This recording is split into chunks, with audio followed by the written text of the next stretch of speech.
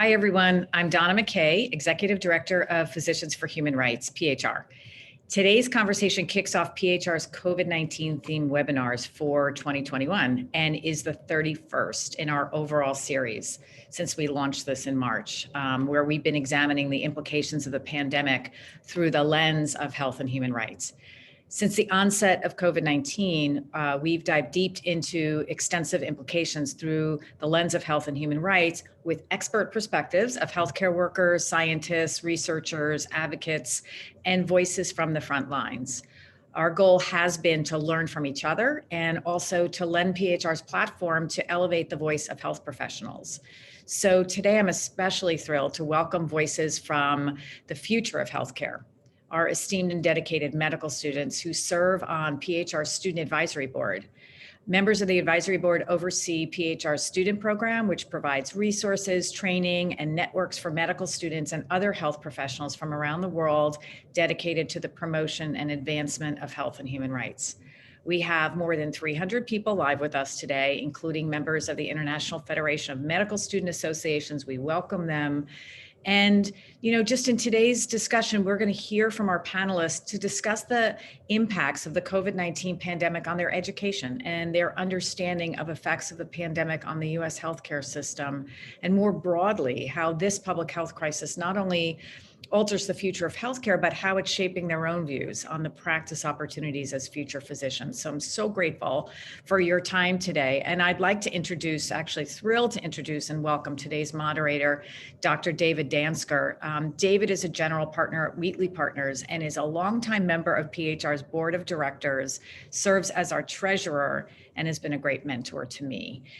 David is formerly served as the president of North Shore, Long Island Jewish Health System and is the former chair of the American Board of Internal Medicine. He's a pulmonologist and critical care doctor, which makes his background and experience ever more important in this environment. Throughout David's notable career, he's taught at the University of California, University of Michigan, University of Texas, and Albert Einstein College of Medicine. David, thank you for conceptualizing this discussion today and organizing this panel, and I will turn it over to you. Thank you, Donna, and thank you everybody for joining us. I've been, fortunate to observe medical practice and education probably for over 50 years now. And during that time, we've seen explosions in the science and the technology. We've seen big changes in the settings of practice, increasing complexity of reimbursement. And through all this time, medical schools have had to try and cope with these major changes by shifts in their own substance and the style of how they've taught. 4 years is already a very short time to produce a doctor, although we know we spend the rest of our careers learning. This year, of course, has been a mind-numbing experience with the profession trying to adjust to continually escalating demands, dealing with all sorts of resource limitations. As Donna said, we've heard a lot about what this has done to people, physicians and nurses and other medical practitioners, EMTs, hospital administrators, of course, patients and their families. What's been conspicuously missing has been the voice of the medical student. I don't think if you're not in school, you can conceptualize the fact that this has taken up almost half of the time that these students will have had for their clinical training, and maybe more. This is not over yet. So this has been an enormous chunk out of their training. It's clearly altered their experience. And it would be, what we really want to do now is to see how this changed or didn't change the way they look at the profession, the faults, the good parts, what we could have done different, and maybe how it's going to affect them as they go forward and look at their own practices. So I'm going to ask each of them to introduce themselves, starting with Michael. Tell us quickly your background and maybe just give us a top line picture of where you sit now after a year of this mess. Good afternoon, everyone. Thank you for having me. My name is Michael Doherty. I am a fourth year student at Touro College of Osteopathic Medicine in Harlem. I am also currently a co-chair of PHR Student Advisory Board, serving with Michelle, and previously served on the conference and advocacy committees for PHR's SAB. I think this year more than any has challenged us as students.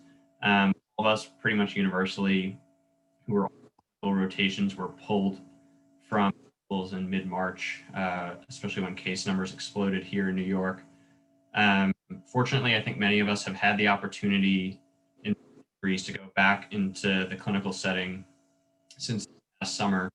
But we've definitely experienced new challenges that I certainly never thought we would have when I first started my clinical training.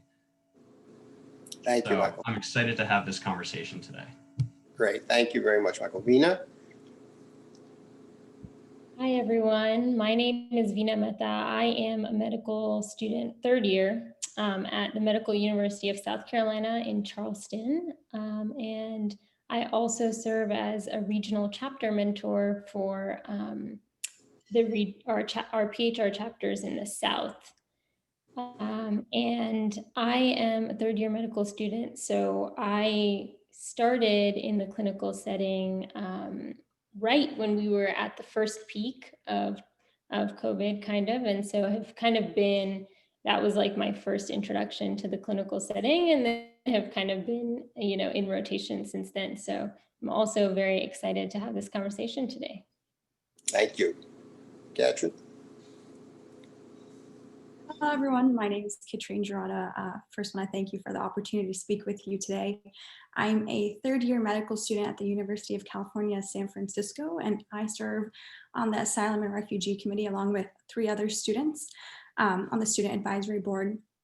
And just to echo what Veena said, I too was kind of in the first third of my clinical rotations, and then we got pulled out for 4 months. And that was both an interesting transition out and then an interesting transition back in. So I'm excited to continue the conversation. Thank you. Michelle? Hi, everyone. I'm Michelle Maniqua. I'm a 4th year student at the University of Pennsylvania School of Medicine in Philadelphia, where I also did my PhD in anthropology that I finished in 2019.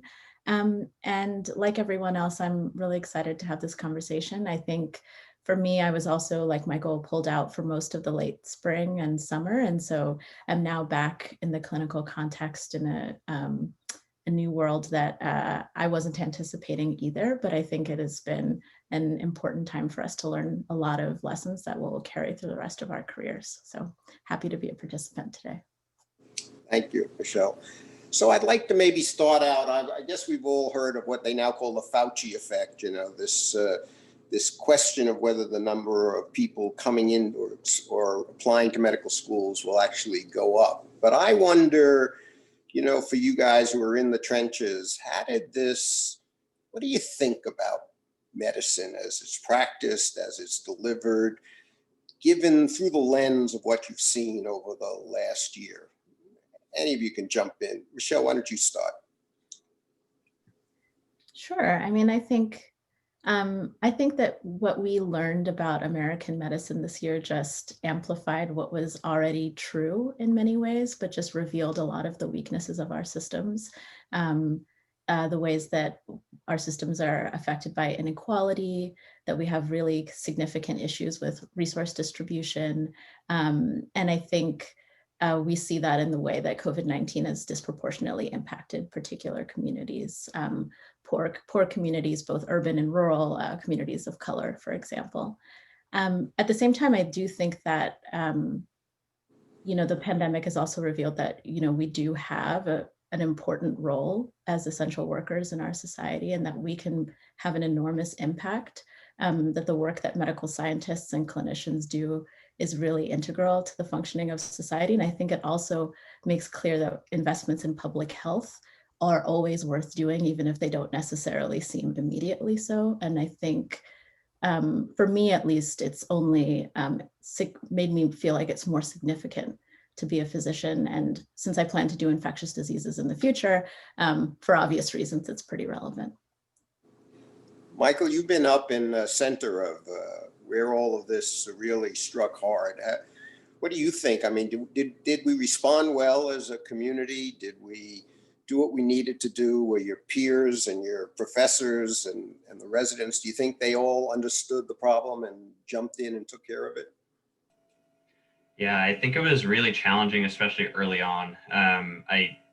in particular, I'm pursuing an emergency medicine residency, and I think that those folks really, understandably, were very overwhelmed in the initial wave that we had in New York. I think what they pulled off, all things considered, is really impressive. I admire so much of the work that they were able to do. And especially now being able to have spent some time back in the clinical setting with them the last number of months, really only confirmed, as Michelle said, a lot of what I felt about our healthcare system in particular. I think we see really an intersection of critical care, social medicine, and public health. And I think, the American healthcare system in general, I think in many ways try to pride ourselves on the fact that we're great at medicine, but we are quite poor at providing public health services and social services. And they're so critical to the health and well-being of our patients. So if nothing else, it's really further confirmed the inequities that we already know exist in our healthcare system, and made me, frankly, even more excited to go into the field that I am, to be able to provide that level of care for those folks. So you're still going to stay with emergency medicine, is that right? Absolutely. I'm so excited to go into it. And I think the past 6 months, by and large, I've been in the emergency department the entire time. And whether it's COVID patients, non-COVID patients, whether it's more social issues as opposed to truly critical care issues, exactly the space I want to be in. Good. So Vina, let me ask you a question. I think during some of this time, I was upset with the fact that physicians didn't take a stand about what was going on, and they didn't speak up to the fact that things weren't being done correctly. Do you have any sense down at your medical school that the people down there were outraged by what was going on, the faculty, the deans, all of the upper people, or did they just sort of got overwhelmed and they didn't really have a chance to think about that? I think what I was actually more shocked about was how different physicians thought about it, and like the variety of opinions that I heard from attending. So like there were definitely some attendings and administrators who were very vocal about it, really encouraging patients to wear a mask, stay indoors. And then there was like other people on the opposite end of the spectrum that were more like conservative about it, didn't want to talk about it, didn't really have an opinion. And then there was other people that were like, very few and far between, but also, oh, I don't believe in this. Like, I don't think masks work, and like that kind of stuff. And I think maybe also a function of the fact that I am in the South, so a little bit of a different political environment than the rest of my colleagues here. But I think that was like really interesting to me, that like the same information, the facts, everything that we think is objective, when different physicians read it, it like gets interpreted in totally different ways. And so I think that was really interesting to see. So we think of doctors as being a single group, but in fact, I guess they're not all that much different from the rest of society. They certainly go across the spectrum. So Katrin, let me ask you, I remember when I started as a medical attending back in the 70s, that was the beginning of the HIV/AIDS scare. We didn't know what it was. There was lots of fear. I practiced in an intensive care unit at the time, and I remember seeing the patients, but not. Did you sense in your situation a fear of what was going on? Did you see people who were trying to get away from dealing with the situation, or did they all run into the fire? Yeah, that's a very interesting question you bring up, especially coming from San Francisco, where a lot of our faculty also helped during the AIDS pandemic, who were kind of leading our medical student group at that time.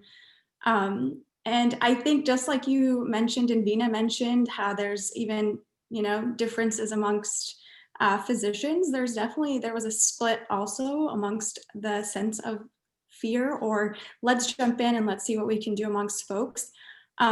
I think speaking in terms of the medical student group, there was still a split there as well, where there was definitely a big cohort of my class who, what can we do? How can we organize? Let's do PPE drives. Let's get out in the community and help with testing folks, especially groups who had disproportionate care offered to them at this time. And so I think there's still that split even in the community and amongst medical students and the medical professionals. But I think the folks who really wanted to get into the thick of it and do what they could really tried to organize. And I think that was a silver lining that I saw in terms of people getting together and really trying to figure out how to help the community. Yeah. So it was an interesting time. I think one of the things, as someone who was too old, unfortunately, to be in the trenches at the time, watched, was the unpreparedness of the hospitals. You know, we had, I remember running a health system, and we always talked about all of these plans that we had for disaster, but it seemed to hear that for the most part, there were no great plans. Michelle, did you see, was your system all set and primed and ready to go and jumped in and got it going right away? Yes, I think that's a great question. I mean, so ironically, a few years ago, I think 2015, I was part of an interdisciplinary group of graduate students who were working on a wicked problem. And we happened to pick pandemic preparedness. And so we spent, the Philly group spent a lot of time talking to local Philadelphia officials about what would happen in case of a pandemic. And we found that communication was a major issue, that ideas around communication strategies hadn't quite caught up to the way that people communicate in the 21st century. Social media and all of those things were not necessarily part of the plan. And so when the pandemic started, I was a little bit apprehensive about what the preparedness looked like at my institution, but I was ironically doing an infectious disease rotation in January at the pediatric hospital. And, we now know that it's not necessarily really heavy pediatric impact, but we were, I got to go to the situation room where we were talking about, what does our bed capacity look like? What's our testing capacity going to be like? How are we going to do that? And I do think that there were these conversations happening at the institutional level around PPE and testing and communication and dealing with, all of the outlying hospitals that are part of our healthcare system in a way that I wasn't necessarily anticipating that we would be there. That doesn't mean that we weren't still struggling with PPE like everybody else, in the late spring. But I do think, there was a sense that this could possibly come to the United States before we really saw the shutdown, at least at my institution. So Michael, were you included in, as a medical student, were the medical students part of these discussions? I mean, did the dean come out and tell you what was going on and give you some understanding of what the expectations were going to be, or was it pretty much helter-skelter during that period? Yeah, unfortunately, I think, and I don't think this is unique to my institution, I think a lot of medical students, somewhat understandably, were not prioritized in terms of how communications were sent to them. I think for our group in particular, it was very piecemeal. It was a lot of us students communicating with each other, kind of hearing, one-off instances of advice or recommendations from our deans that they were not necessarily broadcasting to the group at large. Again, it's understandable in the sense that every hospital, especially early on, was impacted in a different way. The hospital that I actually happened to be at was one of the true major hotspots in the New York area. And so they actually shut down about a week sooner than some of the other institutions, meaning we were taken off of rotations about a week sooner than some of the other students were. I think that mainly stemmed out of the fact that, as Michelle was alluding to, a lot of places, particularly in the spring, were really short on PPE. And I think that was probably the biggest factor in terms of pulling medical students, was there just simply wasn't enough protection to go around. And so I do very much appreciate the relatively quick response that a lot of the medical schools took. And I believe the AAMC actually put out a statement on March 16th or 17th stating that students all across the country should be pulled. And I think that that was appropriate in retrospect. That being said, I think we were oftentimes shut out of the conversations, and in some ways still continue to be, in terms of next steps in planning, which can be a real challenge through our education, especially as we try to take the next steps in our career. Yeah, yeah. Rena, speaking of your education, do you think that you lost a lot? I mean, you only have 2 years of clinical training, and one of those years at least seems to have been taken up a fair bit by being pulled because you're a medical student. What do you think has that done to your education? So I actually, to clarify, was not pulled from any of my rotations. So sorry? I say you're in the South, they let you just keep. Well, I like start, yeah. So I started in July is when I started my third year. And so I've had like consistent in-person rotations like my entire third year. So I would say like I've been pretty lucky. And like some things have been transitioned to like telehealth, virtual rounding, like, kind of virtual lectures, like all of those modifications were definitely made. But I think in terms of like my clinical time, I've like been lucky to like be in the hospital in person, with the exception of like if the patient is COVID positive, or if they have like COVID symptoms, which was like an interesting one to navigate because like that can be anything. But like we're not allowed to see those patients. So definitely like we've seen less patients, I think, maybe than I usually would see. But at least I'm like in the hospital and getting. So Katrin, Vina mentioned telehealth, and we've all, this had started prior to all of this. I can remember seeing all sorts of companies that wanted to get into the telehealth business, but obviously this really brought it to the forefront. So are they teaching you? I mean, the medical schools have to adapt to all these things. Are you going to get a course now in how to be a telephysician as opposed to being a person-to-person physician? Oh, that's such a wonderful question. And ironically enough, when I first started in medical school, my first year at UCSF, they have us start a quality improvement project. And mine was about attendance and whether telehealth was more attended or less attended or even used. And so that was interesting. And now we're kind of working on a comparison project looking at how COVID made that switch, because now we're more forced to kind of use telehealth in our daily practice and as much as possible. We did not get any formal training, to say the least. I think they tried to put out a few videos here and there about, etiquette and camera positioning and make sure you can hear and see the person. And I think, on the flip side of things, that's going to be more challenging for the patient side of things, because even before the COVID pandemic, it was just difficult for folks who had less access to technology or less access to internet or Wi-Fi.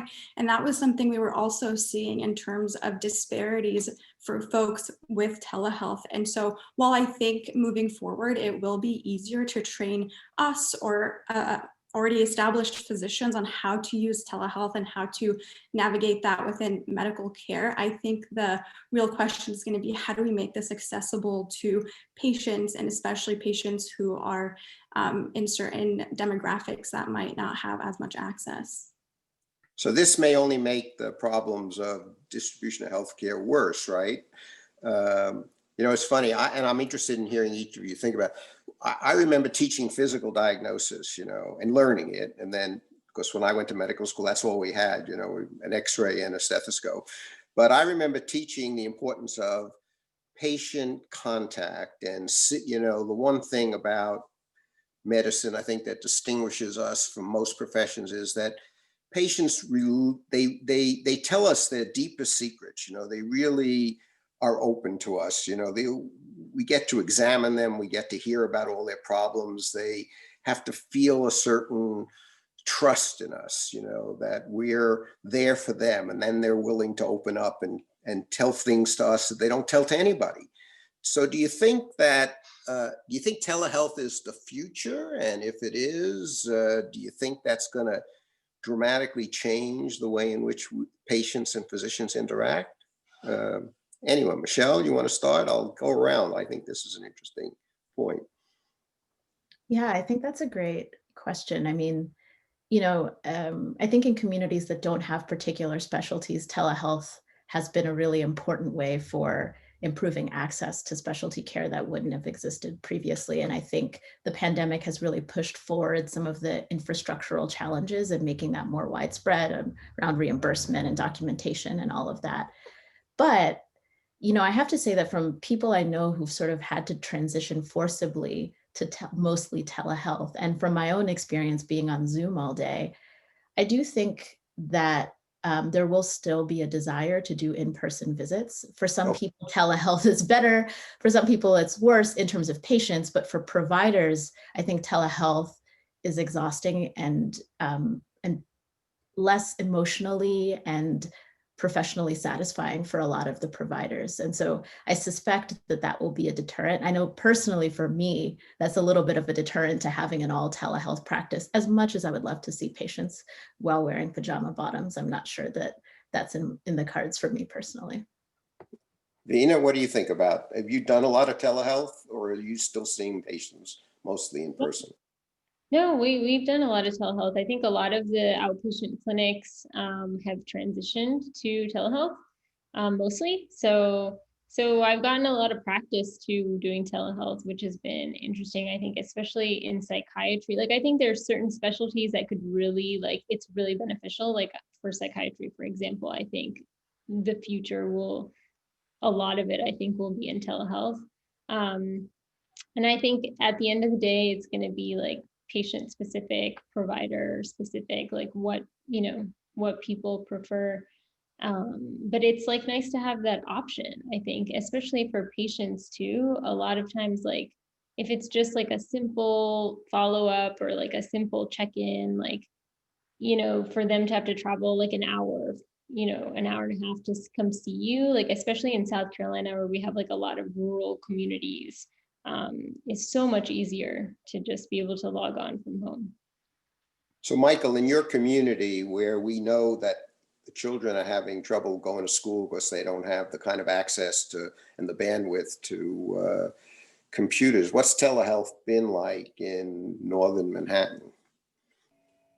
Yeah, I think as Michelle and Vina kind of alluded to, it's been a bit of a challenge in this community. I think that it certainly has the possibility of being a great tool.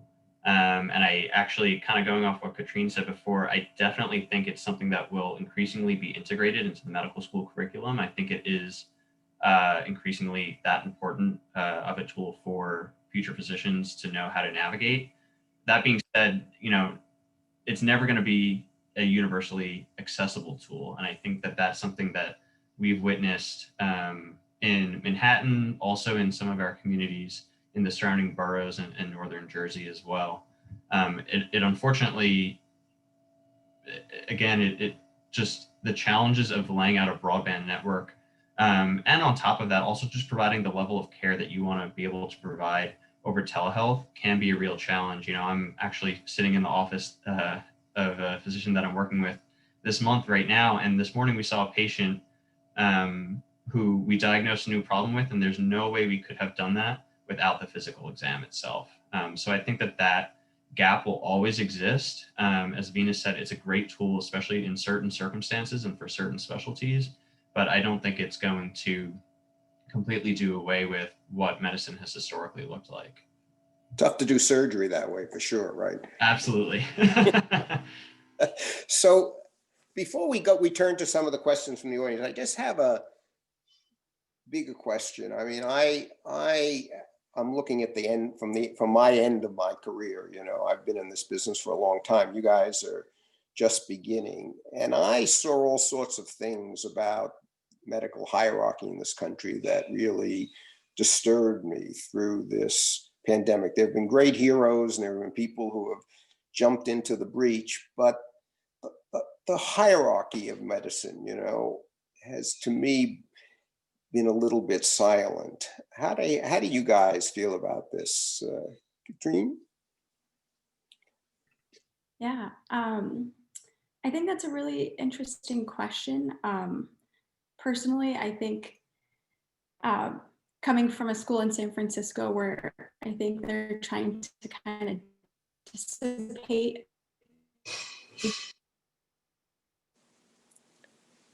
I think you're breaking. Years ago. Oh no, I think. Oh, okay.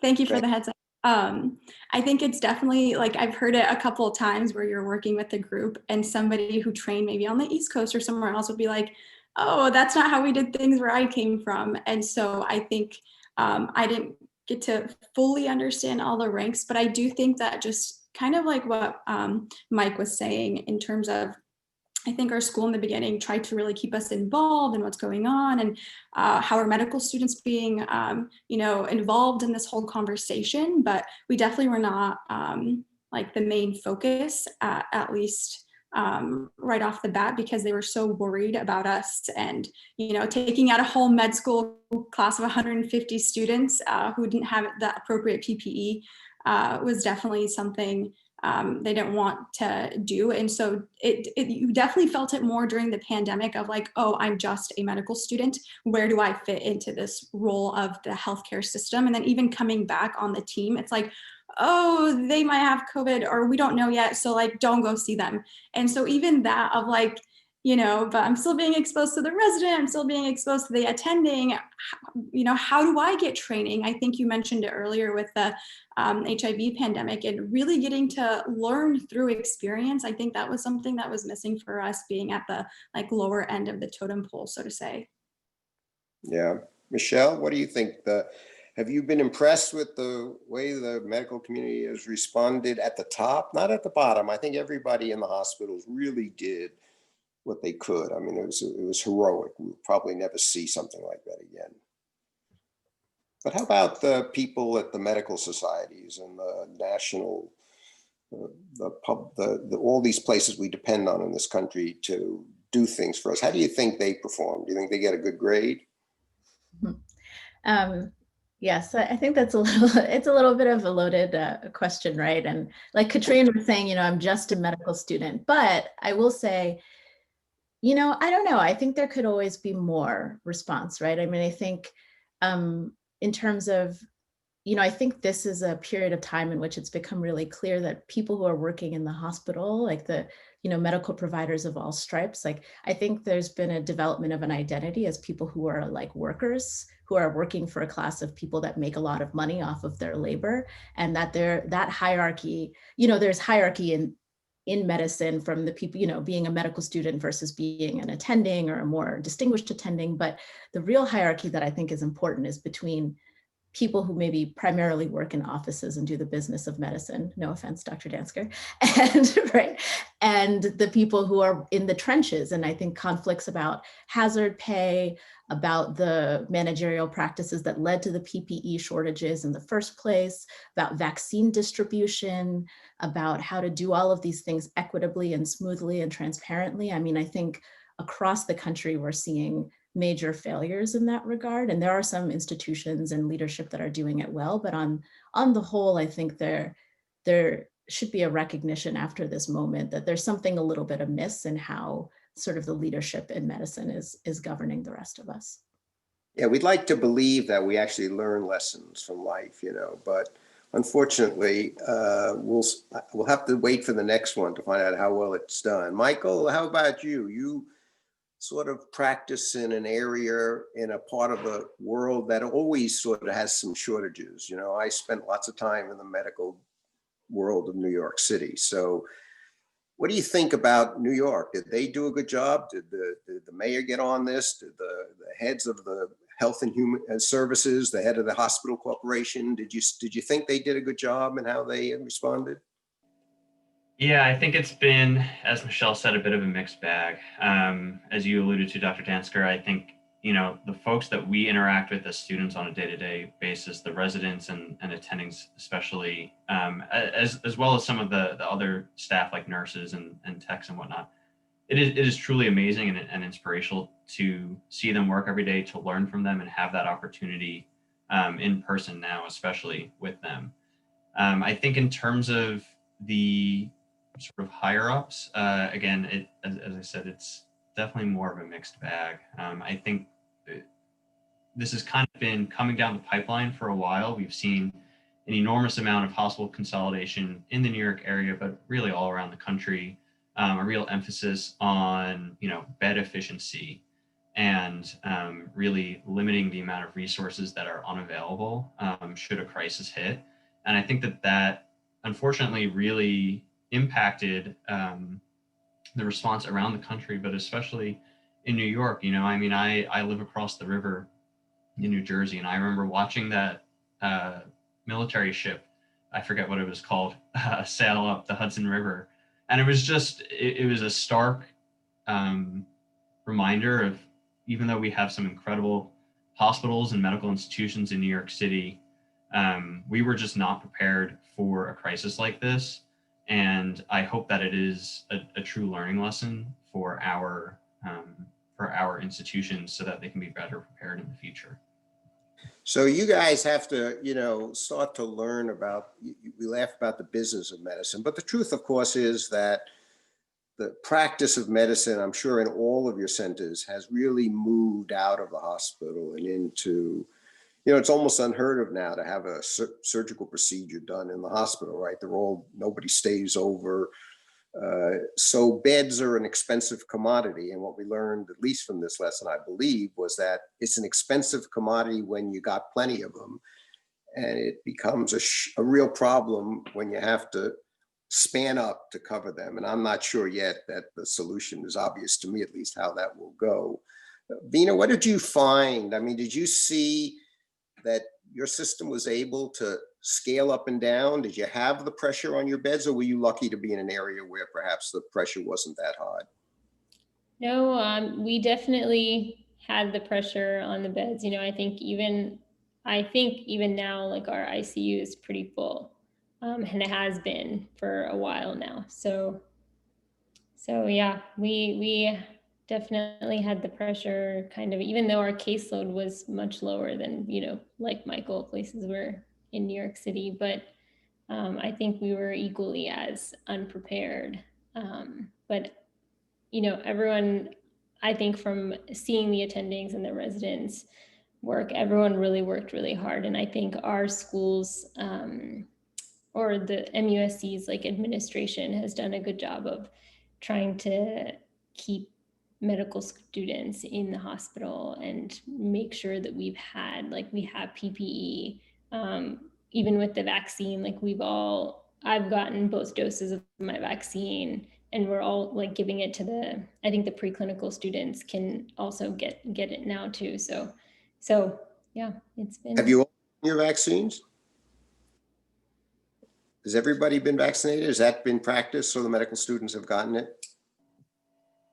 I have. I should note that I believe I'm the only student here who does not have a flagship institution, and I therefore had to get mine through my state health department, which I'm fortunate to live in a state where they are offering it to medical students at this stage, especially since I only really rotate in the ICU or the emergency department these days. It's been a big relief, but I think it's been a really mixed bag, especially for students who don't have that flagship hospital to provide it for them. And I know that there are still students in a number of areas across the country that have not been able to get their first vaccine yet for those reasons. So I'm coming up Monday to your neck of the woods to get my vaccine on 115th Street. And my wife is heading down to the Javits Center. So we're going in different directions. Katrine, did they give you your vaccine already? Yeah, they've distributed it to, like Vina was mentioning, both to third years and also folks who just started in January for their clinicals. And they're also starting to give it to some other folks who work in the hospital but aren't necessarily students. And so that's exciting to see. Great. So let me get to some questions from the audience.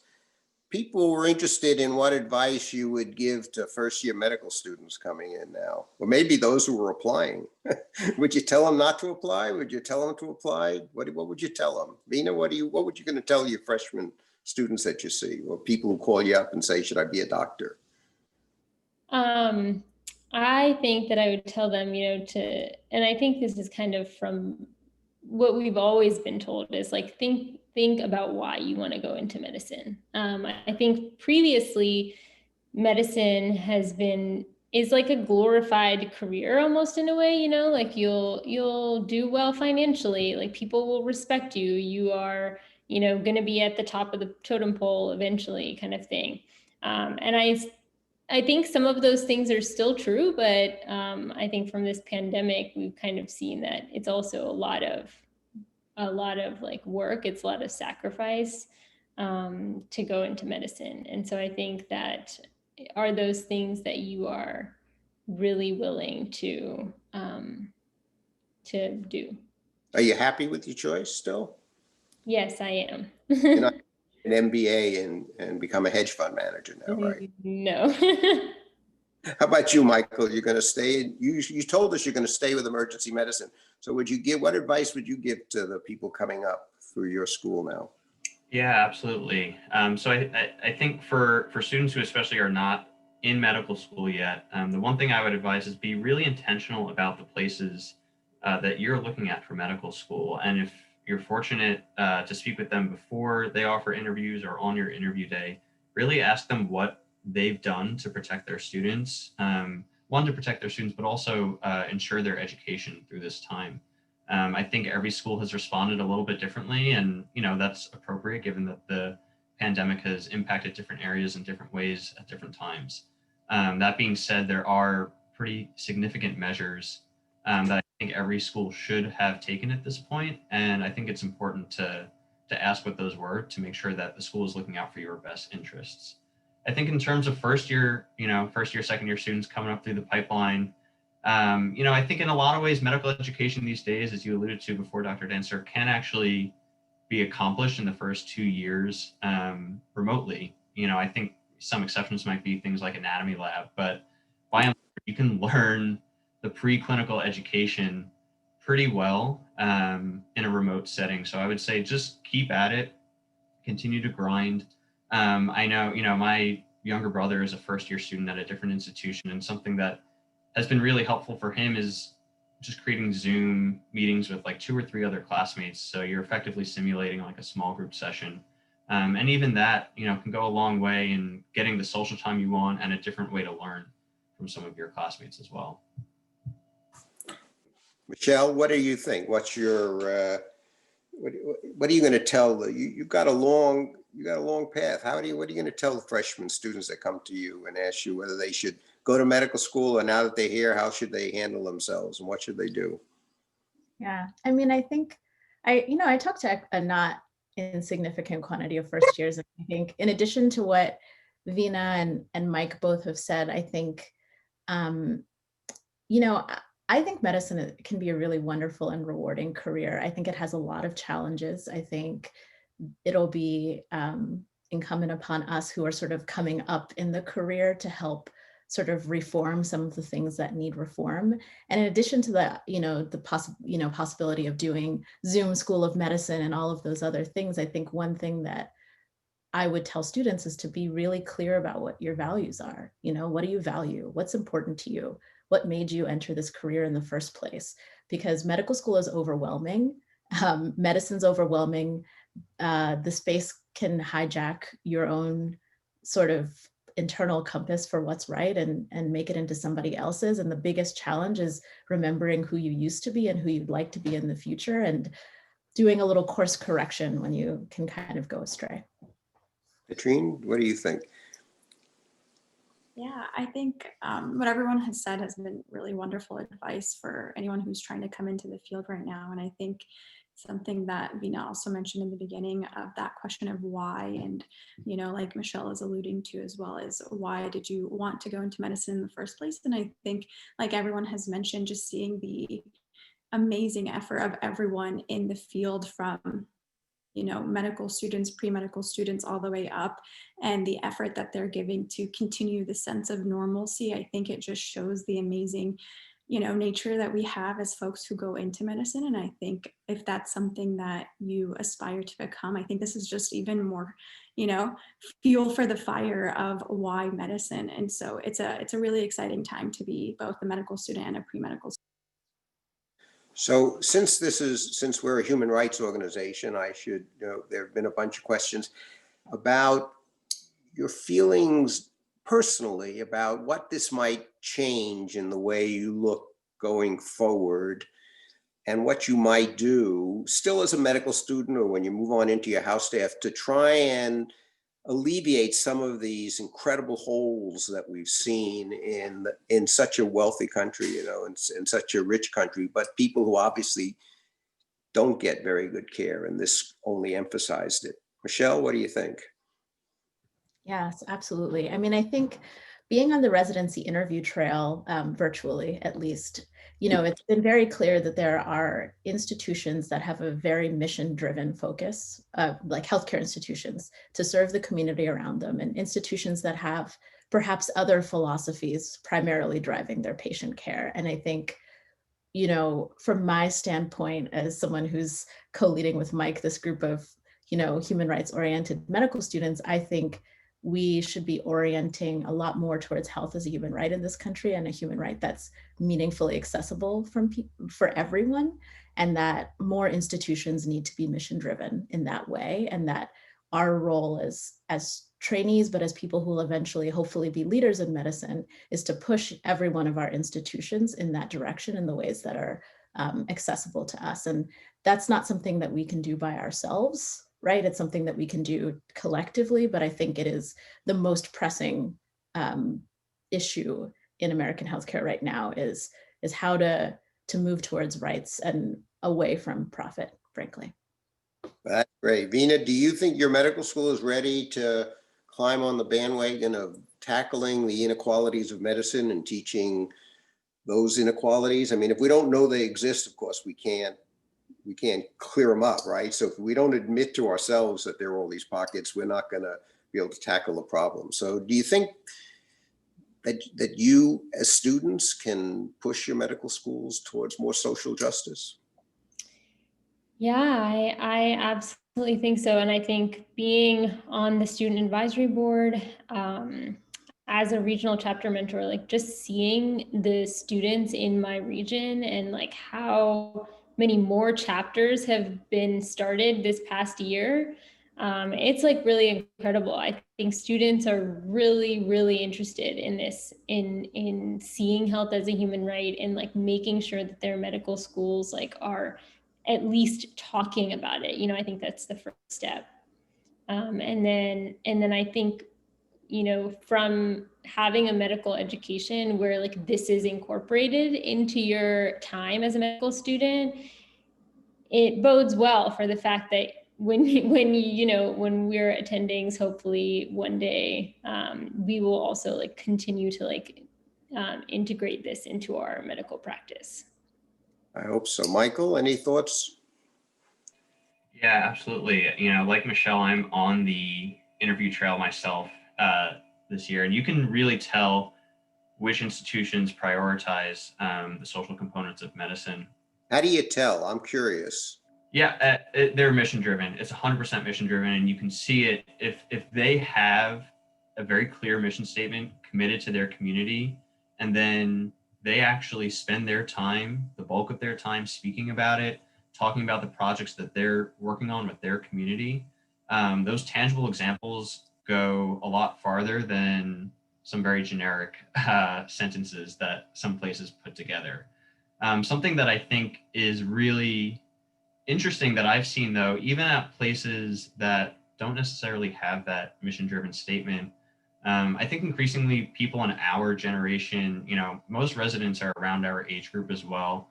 And I think because they've faced the brunt of what this pandemic has been, I think in a lot of ways, they've really pushed their residency leaderships to embrace social medicine and social justice initiatives in a way that at a minimum has been accelerated throughout this pandemic.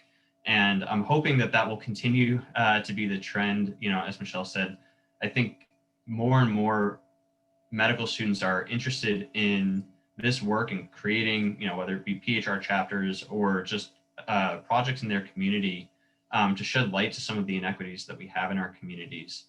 And I think that that mindset has really started to percolate through residents and through residency leaderships, and hopefully that will continue to kind of go the chain to ultimately hospital administrations. Katrine, you want to add anything? Just to echo what everyone said, I think being part of the Student Advisory Board has been such an amazing experience, especially during this time. And on my end, we work with the student-run asylum clinics across the nation. And I think through PHR, we've been able to put on a couple of webinars and also push some projects forward to help address the needs of some of these folks who are not getting the care that they need. And one of the projects that we pushed forward was the Expert Declaration Project, where student-run clinics were invited to participate, where they would get referrals from attorneys to help write declarations for folks who are in detention centers to help get them out of detention centers, whether it be due to specific medical issues or the broader public health at hand. And they've helped several folks get out and relocate and safely shelter somewhere else. And so that's been really exciting to see the whole student-run groups come together from that end. Yeah, well, maybe some good will come out of this. I mean, this is, you know, it's certainly shown a light on the problems that we have. So let me just quickly, any closing statements that you guys want to make before Donna comes back in and takes over the floor? Michelle, anything you want to leave us with that we haven't covered? Yes, I did want to just put in a plug for students who might be interested in either starting a chapter of PHR at their institution or joining their student group. We would love to have you. You can reach us at phrsab@gmail.com, or you can check out our website at phrstudents.com. And that will give you the information you need to think about how to get involved and link up with other students who share your values and can help you sort of figure out how to do what you can on your local campus. That's great. We would certainly like to hope that everybody goes into medicine shares those values. So maybe we'll get a big burst now. Donna, do you want to? Oh, Michelle, thank you. We should put that link again in the chat. Maybe Samantha can put that in the chat for everyone. So we have the link to the SAB and how people can get involved. So thank you for sharing that information. And David, thank you so much for organizing this really important and great discussion. I was so inspired by the panelists, as I know others were who were listening in. Your accounts of your frontline experiences are so, they're so helpful to us as we think about the lessons learned during this unprecedented time and how we carve our path going forward. Michelle, I really appreciated your point about it's up to you all and your generation to create the reforms and the push for everyone in our institutions to see the important link between health and human rights and what the future looks like. Each of you touched upon that. It was so helpful. So I just want to thank everyone who attended today, to let you know that this is part of a series. I hope you'll come back and we'll have a chance to hear from you all again. Next Friday, January 22nd, we will be having a very timely conversation on COVID in detention, conditions, ethics, and solutions. Katrine, thank you for mentioning the example of the Medical Declarations Project that was inspired by medical students across the country, and the number of lives that have actually been saved because people have been released from detention centers. So this is especially important in a new and more contagious variant, which is upon us. And it is a critical period right now that we have to address those who are in indoor settings who are most at risk. So I hope you'll join us for this conversation. It will be an opportunity to hear a little bit more about PHR's recent findings and the report that we released this week, praying for hand soap and masks, health and human rights violations in U.S. immigration detention during the COVID-19 pandemic. So there's a lot happening at PHR. I hope you'll follow us. I hope you'll return for future webinars. And most importantly, thank you for sharing your insights and wisdom with us today. You're amazing. So stay safe and healthy, everyone. And David, thank you again. Thank you, guys. And this is, I am sure that this is an example of the medical students. I mean, and I think the important thing is to make sure that the idealism you bring into medical school doesn't get drummed out of you, and that you leave medical school with the same kind of idealism that brought you in there in the first place. And if it's anything like the four of you, I think we're in pretty good shape. Thank you very much.